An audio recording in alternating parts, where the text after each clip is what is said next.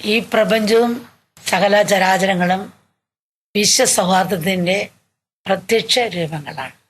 ഹൃദയം എന്ന പദത്തിൻ്റെ അർത്ഥം ആകർഷിക്കുന്നത്, എല്ലാം നൽകുന്നത്, ഉണർത്തുന്നത്, ഉയർത്തുന്നത് എന്നൊക്കെയാണ്. ഭാഷയുടെയും രാജ്യാതിർത്തിയുടെയും ജാതിമത വർണ്ണ വ്യത്യാസങ്ങൾ ഹൃദയത്തെ സ്പർശിക്കുന്നില്ല. അവിടെ ഒരേ ഒരു ഭാഷയുള്ളൂ, അതാണ് സ്നേഹം. അതിരുകളില്ലാത്ത സ്നേഹത്തിന് മാത്രമേ പരസ്പരം അറിയാനും ആകർഷിക്കാനും എല്ലാം നൽകാനും മനുഷ്യനെ ഉണർത്താനോ ഉയർത്താനും സാധിക്കും. ഈ വിശുദ്ധിൻ്റെ ഹൃദയവും ഇതിൻ്റെ ശ്രുതിയും താളവും ലയവും ഒന്നാണ്. അത് സ്നേഹമാണ്. ആ സ്നേഹമാണ് വിശ്വസൗഹാർദ്ദത്തിൻ്റെ കേന്ദ്രബിന്ദു. പ്രേമത്തിൻ്റെ മഹാശക്തിക്ക് ഈ ലോകത്തെ ആകാശത്തോളം ഉയർത്താൻ കഴിയും. ലോക ചരിത്രം പരിശോധിച്ചാൽ ഇത് സത്യമാണെന്ന് നമുക്ക് മനസ്സിലാകും. പ്രേമത്തിൻ്റെ മഹാശക്തി കൊണ്ട് ഈ ലോകത്തെ പരിവർത്തനം ചെയ്ത എത്ര മഹാപുരുഷന്മാർ ഇവിടെ ജന്മം കൊണ്ടിട്ടുണ്ട്. ഇന്നും അവരുടെ ജീവിതവും സന്ദേശവും ലോകത്തിന് പ്രചോദനവും പ്രകാശവും നൽകുന്നു. ഓടക്കുഴലോ ഗിറ്റാറോ വായിക്കുന്ന ഒരു സംഗീതജ്ഞൻ്റെ സംഗീതം എവിടെ നിന്ന് വരുന്നു എന്ന് ചോദിച്ചാൽ അത് ഹൃദയത്തിൽ നിന്ന് വരുന്നു എന്ന് പറയുമായിരിക്കും. പക്ഷേ ഹൃദയം തുറന്നു നോക്കിയാൽ അവിടെ സംഗീതം ഇരിക്കുന്നത് നമുക്ക് കാണാൻ കഴിയുമോ? വിരൽത്തുമ്പെന്നാണ്, കണ്ടെത്തുന്നതാണ് എന്നൊക്കെ പറഞ്ഞാൽ അവിടെ നോക്കിയാലും നമുക്ക് സംഗീതം കണ്ടെത്താൻ കഴിയില്ല.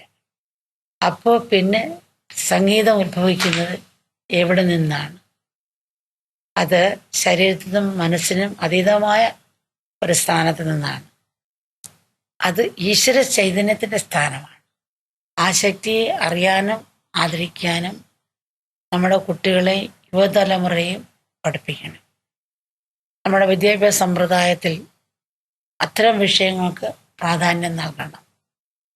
സ്നേഹത്തോടും നിഷ്കാമ സേവന മനോഭാവത്തോടും കർമ്മം ചെയ്യുമ്പോൾ നാം യഥാർത്ഥത്തിൽ പ്രകൃതിക്കും സഹജീവികൾക്കുള്ള പങ്ക് ആദരപൂർവ്വം തിരികെ നൽകുകയാണ് ചെയ്യുന്നത്.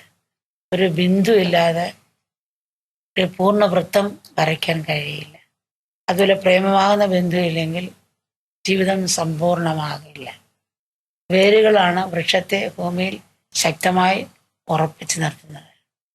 അതുപോലെ മനുഷ്യൻ്റെ വ്യക്തിജീവിതത്തെയും സമൂഹ ജീവിതത്തെയും ആടിയൊലയാതെയും ഇടപഴകി വീഴാതെയും എല്ലാ സാഹചര്യങ്ങളിലും ഉറപ്പിച്ചു നിർത്തുന്നത് മനസ്സിൻ്റെ ഉള്ളിൽ ആഴത്തിലോടുന്ന പ്രേമത്തിൻ്റെ ശക്തമായ വേരുകളാണ്. ഒരു ശരീരത്തിന് അവയവങ്ങൾ താളാത്മകമായി വർത്തിക്കുമ്പോഴാണല്ലോ ശരീരം ആരോഗ്യപൂർണ്ണമാകുന്നത്.